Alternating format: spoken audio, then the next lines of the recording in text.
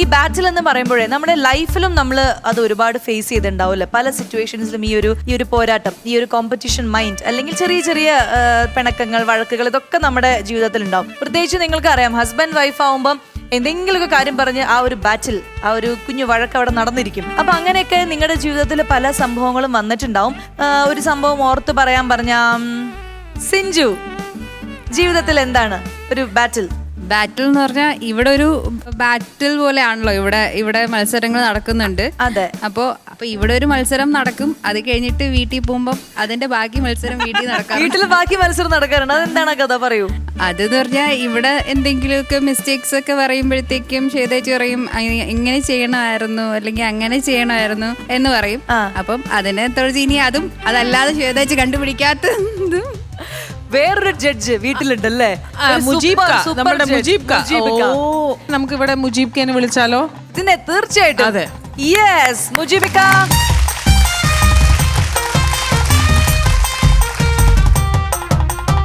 അപ്പൊ എന്താണ് മുജീബിക്ക, അതായത് ഇവിടുന്ന് പോയി കഴിഞ്ഞാൽ വേറൊരു ജഡ്ജ്മെന്റ്, വേറൊരു ബാറ്റിൽ വീട്ടിൽ നടക്കുന്നു എന്നാണ് സിഞ്ചു പറയുന്നത്. മുജീബിക്കയ്ക്ക് ശ്വേതാജി പറയുന്ന കാര്യങ്ങൾ കൂടാതെ വേറെ പല കാര്യങ്ങളും കണ്ടുപിടിക്കാറുണ്ടല്ലേ?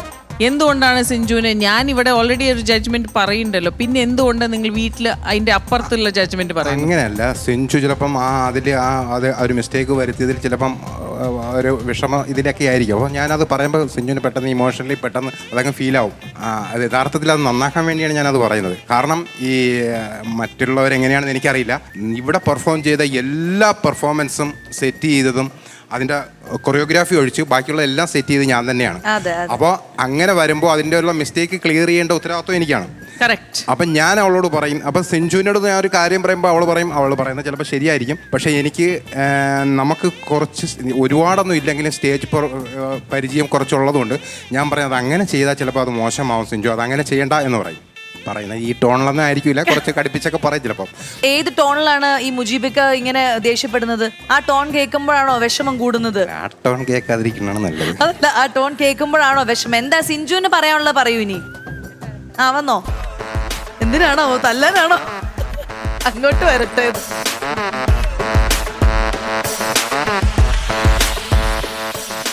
ടോണ് കുറച്ച് വലിയ ടോണാണ്, നമുക്ക് ചിലപ്പോഴൊന്നും സഹിക്കാൻ പറ്റില്ല. അതെന്താണെന്നറിയോ, ഇവരുടെയൊക്കെ കരച്ചിലിനിടയിൽ അതേത് ടോൺ? അതിൽ ഒരു ഡയലോഗ് ആ ടോണിൽ ഒന്ന് പറയൂ. ഇപ്പൊ നേരെ ക്യാമറയാണ് മുജീബിക്ക എങ്ങനെയാണ് പറയുന്നത്? ഒരു സാമ്പിൾ വെടികെട്ട്. ഞാൻ അങ്ങോട്ട് വരണമെങ്കിൽ നിന്നെ കാല് വാരി തറയടിക്കും. ഇതിപ്പോ നമ്മളോടാണോ പറഞ്ഞത്, ശ്വേതാജിയോടാണോ പറഞ്ഞത്? കാല് അല്ല, സിഞ്ചുവിനോടാ. എന്നെ കൊണ്ട് പറ്റുന്നതല്ലേ പറയാൻ പറ്റും. സാമ്പിള് ചെറുത്. അപ്പൊ ഇവരുടെ ഒരു ബാറ്റിലിന്റെ ഒരു ഏകദേശം ഒരു പിക്ചർ ഒക്കെ നമുക്ക് ഇവിടെ കിട്ടി. ആ സമയത്ത് സിഞ്ചു എന്താ ചെയ്യാ ആ ഒരു ടോൺ വരുമ്പോ? അല്ല, ഇക്കാടെ വിഷയം എന്ന് പറഞ്ഞാൽ ഞാൻ ചെയ്യുന്നത് ചിലപ്പം എന്റെ ശരിയിൽ ഓക്കെ എന്നുള്ള രീതിയിലായിരിക്കും ഞാൻ ചെയ്യുന്നത്. അപ്പൊ ഞാൻ മനസ്സിൽ പോലും വിചാരിക്കാത്ത കാര്യമായിരിക്കും ഇക്കാടെ മൈൻഡിൽ ഓടുന്നത്.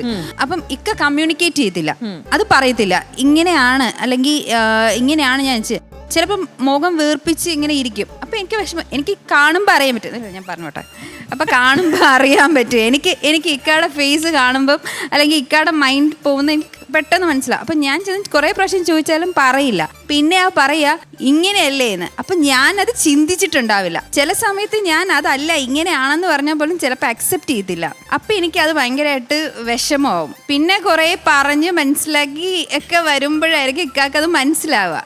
അതെന്താ അറിയോ, ഇതിന് ഓൾറെഡി ഞാൻ എന്തെങ്കിലും ഒരു കാര്യം, ഇപ്പം ഫോർ എക്സാമ്പിൾ മൊബൈൽ കൊണ്ടുവന്നിട്ട് നല്ല ഭയങ്കര അശ്രദ്ധ ഉണ്ട്. അപ്പം മൊബൈൽ കൊണ്ടുവന്നിട്ട് ടേബിളിൻ്റെ കറക്റ്റ് എൻഡിൽ കൊണ്ടുവന്ന് ഹാഫ് ഇതായിട്ട് വെച്ചിരിക്കും. അതായത് നമ്മൾ ഈ സിനിമയിലൊക്കെ ഈ ഒരു കാർ ആക്സിഡൻ്റ് ആയിട്ട് മറ്റേ എൻഡിൽ പോയിട്ട് ഇങ്ങനെ ഇരിക്കും. അപ്പം ഞാൻ നോക്കുമ്പോൾ ഇതിങ്ങനെ ആടി ഇരിക്കുക. നമ്മൾ ഓടി ചെന്ന് അതെങ്ങനെ വെക്കും. സിഞ്ചു, നീ ഇതെന്തോന്ന് കാണിച്ചത്? സിഞ്ചുവിന് മറുപടി, ഇക്കാത് വീണില്ലല്ലോ, പൊട്ടിയില്ലല്ലോ. അതാണ് എനിക്ക് ദേഷ്യം വരുന്നത് അല്ലേ. അപ്പോൾ അത് അങ്ങനെയുള്ള അത് ഇപ്പോൾ ഒരുപാട് പ്രാവശ്യം പറയും. പിന്നെ എന്ത് ചെയ്യുന്നറിയോ, പിന്നെ അത് വരുമ്പോൾ ഞാൻ മിണ്ടില്ല. ഈ മൊബൈൽ അങ്ങനെ കൊണ്ടുവച്ചാലും ഞാൻ പറയില്ല ഇത് വീണ് പൊട്ടാൻ പോവുകയാണെന്നൊന്നും പറയില്ല. വീട് പൊട്ടുന്നത് വരെ ഞാൻ വെയിറ്റ് ചെയ്യും.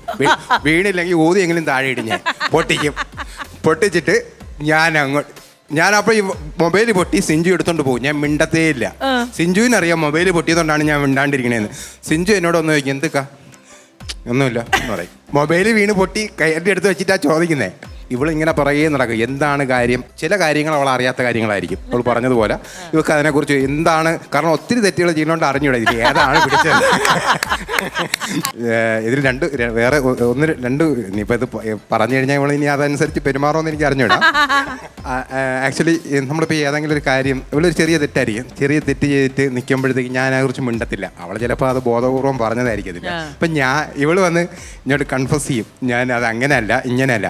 ഇതിൽ എൻ്റെ ശ്രദ്ധയിൽപ്പെടാത്ത ഏതെങ്കിലും ഉണ്ടെങ്കിൽ അതിനും കൂടെ ചേർത്ത് പറയാലോ. കൊച്ചു കള്ളൻ മിണ്ടാതിരിക്കുന്നു. വേറൊരു കാര്യങ്ങൾ പറയാനുള്ളത്, ഞാൻ എനിക്ക് എന്നെ നിർബന്ധിച്ച് കല്യാണം കഴിപ്പിച്ചത്. അവിടെ വരെ എത്തി. ആക്ച്വലി കല്യാണം കഴിക്കുന്നതിന് ഉമ്മാടെ നിർബന്ധം, കല്യാണം കഴിക്കുന്നില്ല, അങ്ങനെ നിർബന്ധിച്ച് കല്യാണം കഴിക്കും. എങ്ങനെയെങ്കിലും ഞാൻ ശ്രമിക്കുന്നില്ല കല്യാണം കഴിക്കാൻ വേണ്ടി. അപ്പോൾ വാപ്പ പറയുന്നത് അവൻ ശ്രമിച്ചാലല്ലേ അവന് കല്യാണം കഴിക്കണമെന്ന് അവനും കൂടെ തോന്നണ്ടേ എന്ന് പറയാം. ഒക്കെ കല്യാണം, കാരണം എനിക്ക് ഈ കല്യാണം, കൊച്ച്, കുട്ടി എന്നൊക്കെ പറയുന്നത് എനിക്ക് ഈ ചിന്തിക്കുന്നതിനൊക്കെ അപ്പുറം വരുന്നത്. എന്താണ്, എങ്ങനെയാണ് ഇനി കൊച്ചിന് പിന്നെ കൊച്ചായി, കൊച്ചടുത്ത് കിടന്ന് മൂത്രമൊഴിക്കും. ഞാനാകെ ഇതൊക്കെ ഞാൻ ഇങ്ങനെയൊക്കെ ആലോചിച്ച് എനിക്കത് അങ്ങനെ അവസാനം ഞാൻ കല്യാണമൊക്കെ ആയി. സിഞ്ചുവിനെ കണ്ടു. ഞാൻ തന്നെയാണ് സിഞ്ചുവിനെ സെലക്ട് ചെയ്തത്. കല്യാണം കഴിഞ്ഞ് ഞാൻ സിഞ്ചുവിനോട് പറഞ്ഞത്, നീ എൻ്റെ ഭാര്യയായിട്ടിരിക്കണ്ട, നീ എൻ്റെ ഫ്രണ്ടായിട്ടിരുന്നാൽ മതി. കാരണം എനിക്കൊരു ഭർത്താവ് ആവാനുള്ളൊരു മാനസികാവസ്ഥ ഇതുവരെ വന്നിട്ടില്ല. അതുവരെ നീ വെയിറ്റ് ചെയ്യണമെന്ന് പറഞ്ഞു. ഞാൻ മാനസികാവസ്ഥ വന്നില്ലേ? അല്ല, അതൊക്കെ മാറി, മാനസികാവസ്ഥയൊക്കെ മാറി. പക്ഷേ സിഞ്ചുവിനെ ഞാൻ എപ്പോഴും എൻ്റെ ഒരു ഫ്രണ്ടായിട്ടാണ് കാണുന്നത്. സിഞ്ചുവിനോട് ഞാൻ എല്ലാ കാര്യങ്ങളും പറയാറുണ്ട്. എൻ്റെ A to Z കാര്യങ്ങൾ ഞാൻ സിഞ്ചുവിനോട് കമ്മ്യൂണിക്കേറ്റ് ചെയ്യാറുണ്ട്. സിഞ്ചുവിനോട് ആലോചിക്കാതെ ഒരു കാര്യങ്ങളും ഞാൻ ചെയ്യാറില്ല. Very good. അപ്പോൾ അതുമാത്രമല്ല, സിനിമ എന്ന് പറയുന്നത് എൻ്റെ ചെറുതിലേ ഉള്ള ഒരു പാഷനാണ്. അപ്പം എന്നെ സംബന്ധിച്ചിടത്തോളം ഞാൻ കുറച്ച് മടിയൊക്കെ ഉള്ള ആളാണ്. അപ്പോൾ സിഞ്ചു എന്നോട് എപ്പോഴും പറയും, ഇക്ക സിനിമയ്ക്ക് വേണ്ടി ട്രൈ ചെയ്യണം, എഴുതണം. ഞാൻ ഇരിക്കുമ്പോഴൊക്കെ പറയും, ഇക്ക എഴുത്, ബാക്കി എന്തെങ്കിലും കാര്യങ്ങളുണ്ടെങ്കിൽ ഞാൻ നോക്കിക്കോളാം, ഷോപ്പിൻ്റെ കാര്യമൊക്കെ ഞാൻ നോക്കിക്കോളാം, ഇക്ക എറണാകുളത്ത് പോകണമെങ്കിൽ പോയിക്കോ, അവിടെ പോയി കുറച്ച് ദിവസം നിന്ന് അതിൻ്റെ കാര്യങ്ങൾ ട്രൈ ചെയ്യുന്നൊക്കെ എപ്പോഴും പറയാറുണ്ട് എന്നോട്. സാധാരണ ഒരു ഭാര്യമാർ അങ്ങനെ പറയണമെന്ന് തോന്നുന്നില്ല. എൻ്റെ മോള് എൻ്റെ ഏറ്റവും വലിയ ഭാഗ്യമാണ്. സത്യത്തിൽ എൻ്റെ വാപ്പ എന്നോട് കാണിച്ച സ്നേഹമാണ്.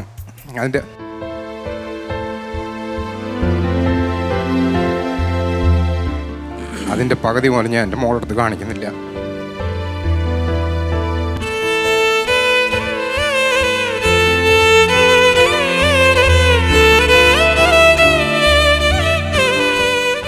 അതാണ് എൻ്റെ വാപ്പായും ഉമ്മയും. വാപ്പ ഉമ്മ എൻ്റെ കല്യാണ സമയത്ത് എടുത്ത ഫോട്ടോയാണ്. ആ വാപ്പ എന്നോട് കാണിച്ചതിൻ്റെ 4-1 ഞാൻ എൻ്റെ മോളോട് കാണിക്കുന്നില്ല എന്നുള്ളതാണ്. എൻ്റെ വാപ്പ ഒരു സാധാരണക്കാരനാണ്, ഒരുപാട് കാശൊന്നുമില്ല. പക്ഷേ വാപ്പ മരിക്കുന്നത് വരെയും വാപ്പ സൈക്കിളിലാണ് നടന്നത്. എനിക്ക് സ്കൂളിൽ പോകാൻ നേരത്ത് ബുള്ളറ്റാണ് മേടിച്ചു തന്നത്. കോളേജിൽ കാറിലാണ് ഞാൻ പോയിട്ടുള്ളത്.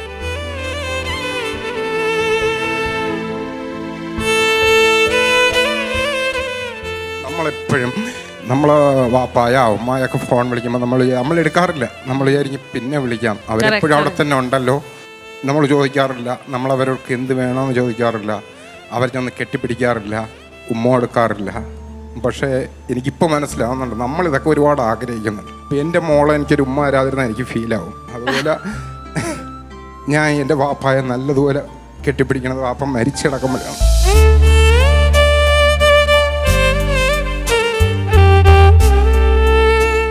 എന്നെ എപ്പോഴും വിളിക്കും, ഏത് സമയം വിളിച്ചിട്ട് ദിവസം ഒരു 7-8 പ്രാവശ്യം വിളിക്കും. എവിടെ ഉണ്ട് മക്കളെ നിന്ന് വിളിക്കാറുള്ളൂ, എവിടെ ഉണ്ടെന്ന് ചോദിക്കും. അപ്പം ഞാൻ വിചാരിക്കും, അപ്പോൾ 2 മണിക്കൂർ മുന്നേ വിളിച്ചല്ലേ ഉള്ളൂ, ഇപ്പം പിന്നെ വീണ്ടും വിളിക്കും. നമ്മൾ എടുക്കത്തില്ല, എവിടെ ഉണ്ടെന്ന് ചോദിക്കാനായിരിക്കും വിളിക്കുന്നത്. നമ്മളാലോചിക്കുന്നത് വെച്ച് കഴിഞ്ഞാൽ എപ്പോഴും അവരവിടെ തന്നെ ഉണ്ടാവുമെന്നാണ്. പക്ഷേ ഇപ്പം ഞാൻ ആലോചിക്കാറുണ്ട്, എന്നെ ഒരു കോളൊന്ന് വിളിച്ചിരുന്നെങ്കിലും ഞാൻ ആലോചിക്കാറുണ്ട്. ഞാനിപ്പോഴും എൻ്റെ ഫോണിൽ വാപ്പാന്ന് തന്നെയാണ് സേവ് ചെയ്തിരിക്കുന്നത്. ആ ഫോൺ ഇപ്പോൾ ഉമ്മായാണ് ഉപയോഗിക്കുന്നത്. കോൾ വരുമ്പോൾ ഞാൻ വിചാരിക്കണം വാപ്പയുടെ കോൾ വരുന്നതാണ് എപ്പോഴും വിചാരിക്കണം. അപ്പോൾ അതുകൊണ്ട് എനിക്ക് എൻ്റെ മോളെടുത്ത് എനിക്ക് ഒരു പനി വന്നാൽ എനിക്ക് പേടിയാണ്. ഇപ്പം തന്നെ അവിടെ 2 ദിവസം കൊണ്ട് കണ്ടിന്യൂസ് ചുമയ്ക്കുന്ന കണ്ടപ്പോൾ എനിക്ക്